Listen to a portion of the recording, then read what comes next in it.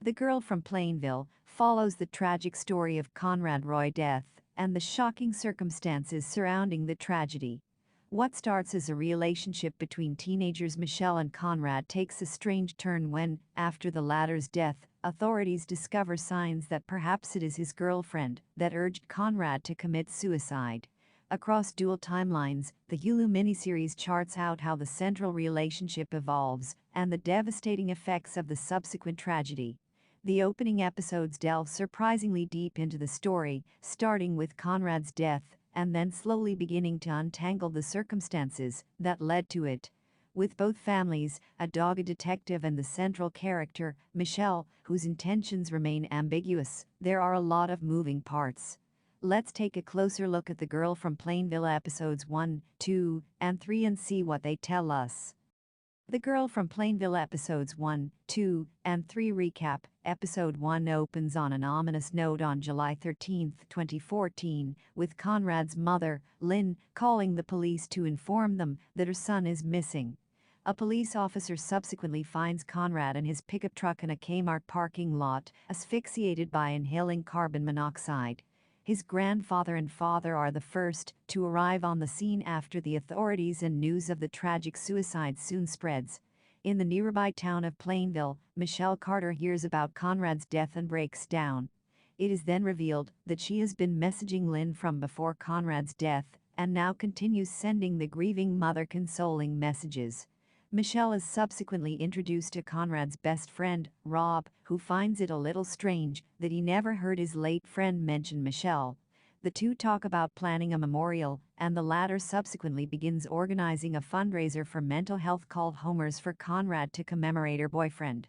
Meanwhile, Detective Scott Gordon realizes that Michelle and Conrad had extensive text and voice conversations leading up to the tragedy and begins looking into them.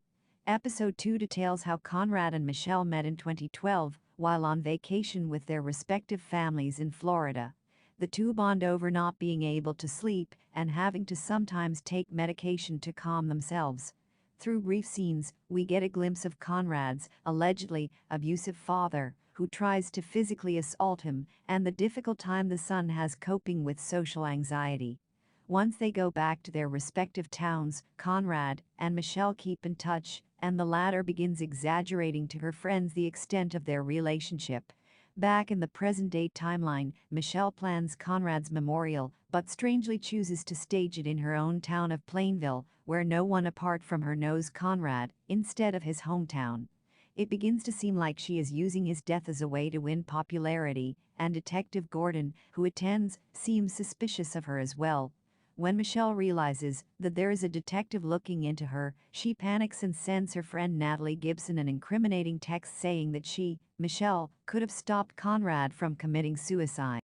What is Conrad planning to do with the medicine bottle? Episode 3 opens with Detective Gordon bringing Michelle and Conrad's text chat history to Assistant District Attorney Katie Rayburn, who is initially skeptical of the detective's theories.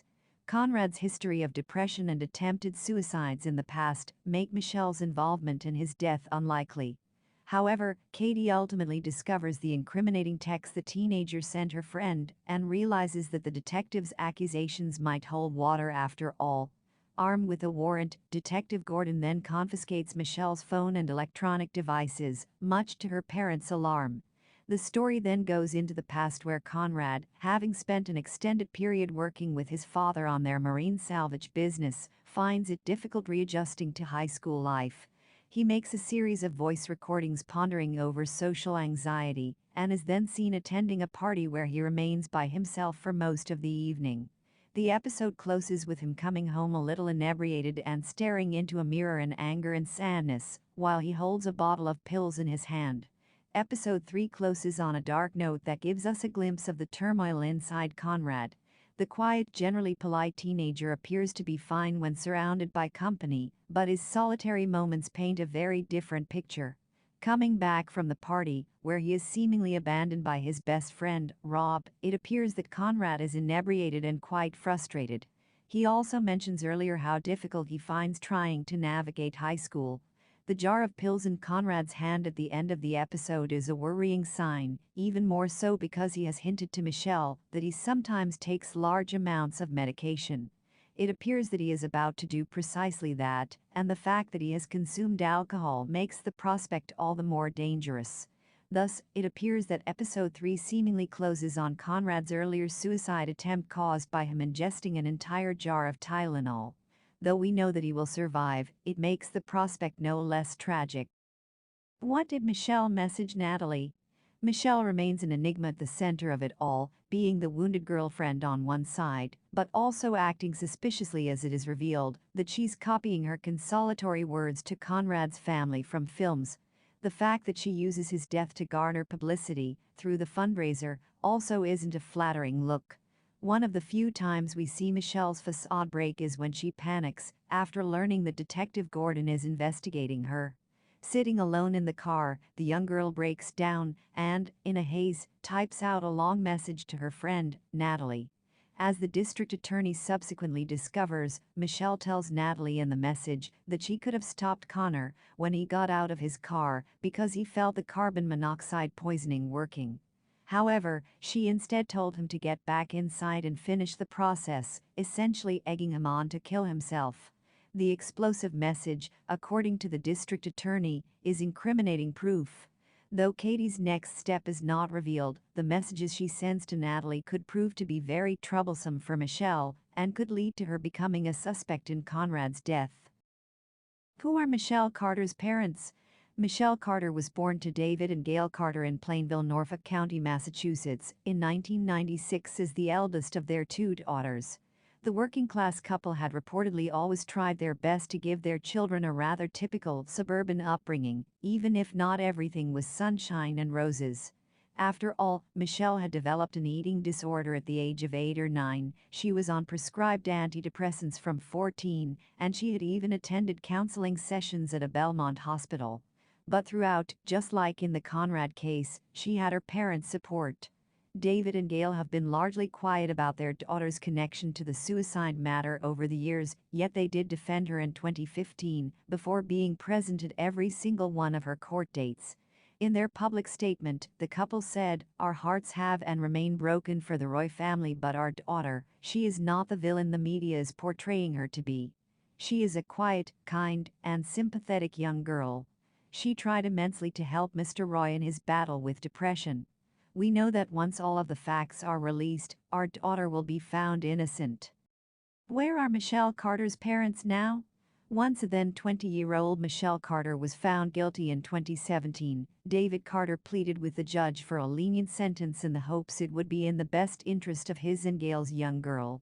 "I pray to God you will take into consideration that Michelle was a troubled, vulnerable teenager in an extremely difficult situation and made a tragic mistake," he penned in a candid, emotional letter.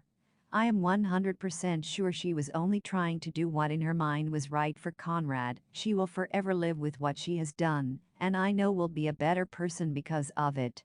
Moreover, Michelle's father even attempted to answer the why of the matter by conveying to the judge, "I am convinced the medication she was taking affected her mental state, which made it difficult for her to distinguish between right and wrong." Coming to where her parents are now, after picking her up from prison upon her release in January 2020, the entire Carter family has seemingly stayed well away from the spotlight. Thus, all we know is that they likely still reside in Plainville, where David serves as the vice president of sales at a forklift company, and Gail works as a design coordinator for a real estate brokerage. Where is Katie Rayburn now? The Honorable Katie Cook Rayburn is presently a Massachusetts Associate District Court judge. According to reports, her role involves her traveling to various courts depending on where she is needed. She presides on a variety of matters, including criminal and civil cases, mental health issues, housing disputes, and many more. It seems Rayburn presently lives on the South Shore of Massachusetts in the city of Weymouth, though details about her personal life remain undisclosed to the public.